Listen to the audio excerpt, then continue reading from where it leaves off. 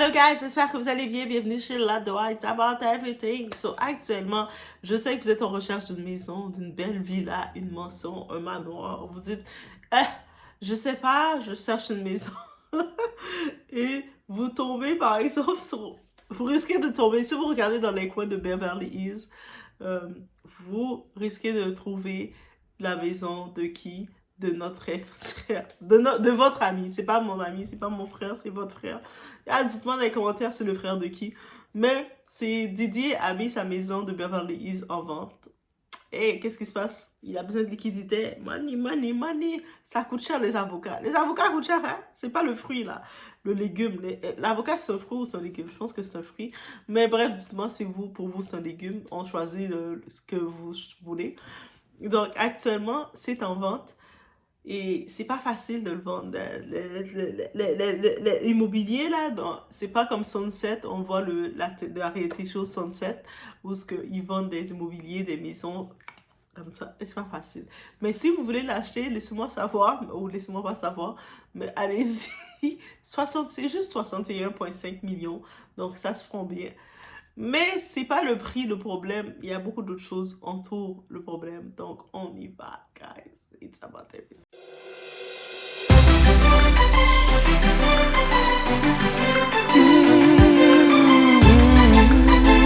Donc il y a beaucoup de choses concernant cette maison-là, cette fameuse maison. Pour commencer, la maison de Beverly Hills est en vente à 61,5 millions.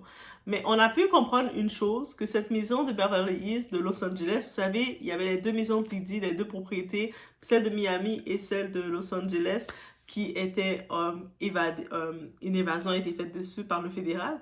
Mais cette maison-là, celle de Miami, on sait que Didi, quand il avait fait une de ses demandes de libération, il avait mis celle de Miami dans sa caution. En échange de ma libération, vous avez ma maison et tout ça, il avait les papiers de la maison. Par contre, on se disait, mais pourquoi la maison à Los Angeles, il n'a pas fait la même chose? Est-ce que vous êtes posé cette question-là? Oui, on s'est posé la question. En tout cas, moi, je me suis posé la question et vous aussi, parce qu'on est les deux assez, on se pose les mêmes questions à peu près. Donc, pourquoi il n'a pas fait cette même réflexion? Parce que cette maison-là, à Los Angeles, où ce qu'il faisait les freak-off, il faisait beaucoup de fêtes dessus, il faisait la vida loca, il était comme, ah, pas Didi, à Los Angeles, mais il était un locataire. Et Didi était locataire. Billionnaire qu'il était. Mr. Billionnaire. Moi, je suis billionnaire. Moi, j'ai l'argent. Je suis billionnaire. Je suis riche. Il donnait 250 000 $ par mois à Young Miami, sa girl, pour faire son travail, pour tenir les petites poudres roses et toutes ces choses-là. Mais il était locataire. Et ce qu'à dire, si t'es encore locataire, dis, ah, je suis locataire et puis, depuis que je ne suis pas dans les freak-off, c'est correct, ma location. Mais il était locataire, donc la maison est en vente, donc les propriétaires. On a pu comprendre, donc lui était un locataire à long terme, on peut comprendre. Et les propriétaires de cette location, les vrais propriétaires, sont Arabes Saoudis, des Saoudiens, mais des riches là, Saoudiens. Vous savez, on entendait parler de Porta Party avec des riches. Eux autres, la richesse, c'est tellement riche que tu peux même pas dire riche. Tu es obligé de faire riche, parce qu'ils sont dans cette abondance-là. Bref, c'est eux deux, les propriétaires. Et puis, si on suit, on se rappelle, il y avait un témoignage. Il y avait le témoignage d'une certaine personne, Tayla, qui avait assisté dans un freak-off et qui faisait un témoignage qui disait qu'elle était dans le monde nocturne, dans le monde bizarre qu'elle était. Elle avait été côtoyée par un riche, et puis de Arabie Saoudite, tout ça, et qui l'avait introduit à Didi. Donc, quand elle est rentrée dans la fête de Didi, le freak-off, elle a tellement été elle-même traumatisée. Tout ce qu'elle avait connu dans sa vie, dans la fête de Didi, l'a plus traumatisée. Didi, qu'est-ce que t'as fait aux gens pour les traumatiser? Mais bref, on laisse entendre que le propriétaire de cette maison-là, c'est même pas Didi. C'est pour ça que quand il demandait sa libération, il ne pouvait pas mettre cette maison. Et quand je vous dis que les gens là, c'est pas juste une histoire là. Il y a beaucoup de gens, les parvenus, parce que Didi, ce parvenu, il n'est pas un old money, il n'est pas un riche, c'est un parvenu. Donc, beaucoup de parvenus, ils ont toutes la même façon d'être. Ils veulent prouver qu'ils sont riches. Ils veulent montrer qu'ils ont des belles autos. Ils veulent montrer qu'ils ont plein de maisons. Ils veulent montrer si ils vont louer. Il y a beaucoup d'histoires de location. Beaucoup d'histoires au-delà d'histoires de location, d'histoires de location d'auto, de maisons, de matériel. On les voit avec des designers. Souvent, c'est des prêts. Ils sont les designers, les prêtent des vêtements. Et on comprend ça, on se dit, tout ce qui brille n'est pas de l'or. Quand vous dites, oh, ils vivent la vie de luxe, les chanceux. Tout ce qui brille n'est pas de l'or. Est-ce qu'on le met? On le répète? On peut le répéter dans les commentaires. Et là, actuellement, c'est ça. Mais cette maison-là est en vente. Donc, si jamais vous voulez le posséder, vous pouvez y aller. Et c'est complètement dans les côtés immobiliers de l'agence qui vend la maison. Ils disent que c'est compliqué parce que beaucoup de personnes sont... La maison est tellement, ils ont dit, a été bafouée. Il y a tellement de choses qui sont faites. Il y a eu des lieux de crime même qui se disent dedans. Et personne ne peut posséder la maison.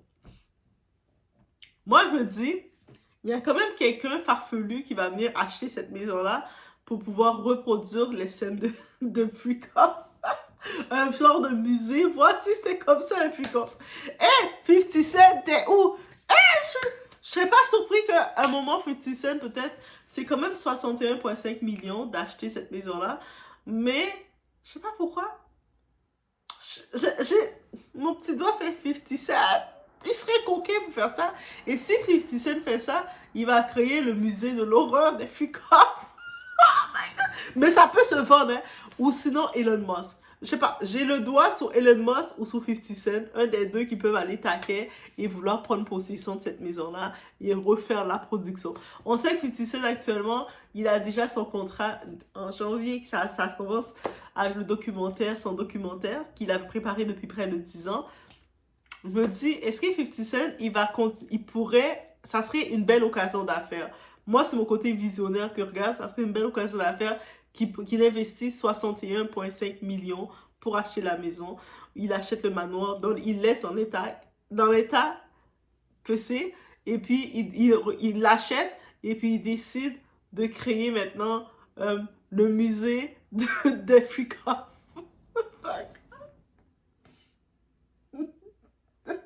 Je sais pas pourquoi je pense à ça, guys. Mais dites-moi si c'est pas une bonne idée marketing. Quelqu'un qui a de l'argent, il peut faire ça. Moi, je dis 50 Cent parce qu'on sait qu'il est taquin. Mais peu importe le millionnaire qui est caché, là, qui a de l'argent, il veut faire une entreprise rentable.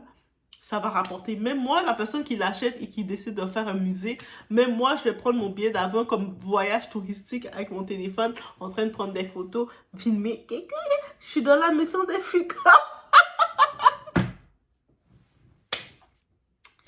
Et je pense à Elon Musk parce qu'on sait qu'Elon Musk, il a plein d'argent, il est très riche, un tonton très riche. Et je me dis que lui aussi, Elon Musk peut se dire... Parce que Elon Musk, on sait qu'il a dit, quand Trump va être nommé, il va faire en sorte que la liste de Jeffrey Epstein sort. Et si il dit ça, c'est parce qu'il sait qu'il n'est pas dans la liste. Et là, il sait. Tu sais, il dit ça, il tacle les gens parce qu'il sait qui est dans la liste, il va les exposer. Et on sait que si la liste de Jeffrey Epstein sort, c'est pas la liste de Diddy qui va rester secrète. Et la liste de Diddy, c'est les célébrités. Et on sait que Elon Musk aussi, il est comme ça. Moi, je vais vous piquer. Moi, je vais vous piquer.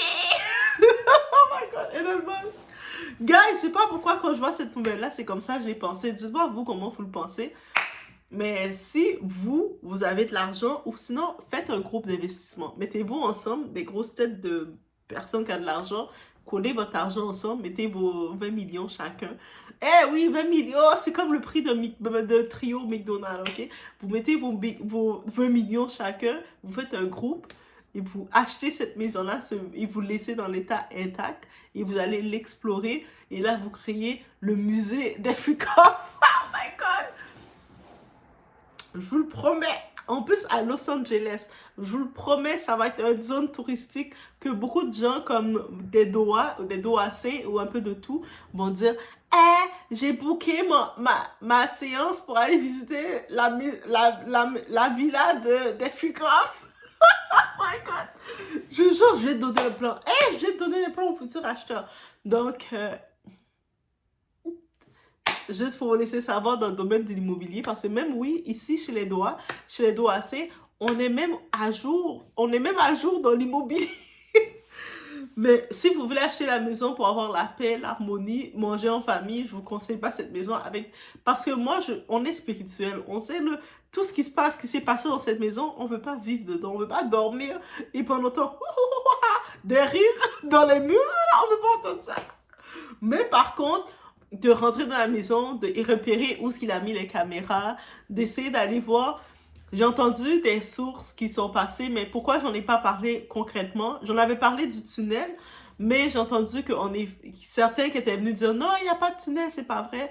Mais j'ai entendu en effet qu'il y a un tunnel qui relie la maison de Didi de Los Angeles à une salle de dentiste. Vous savez, les dentistes, il y a une maison. Moi, je me dis, mais c'est quoi le lien de dentiste avec Didi?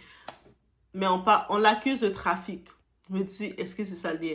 Par contre, le fait que j'ai pas vu aucun lien concret, direct, qui sont retournés dans cette source-là, c'est pour ça que j'ai pas fait de vidéo dessus, fait qu'on l'ajoute comme ça.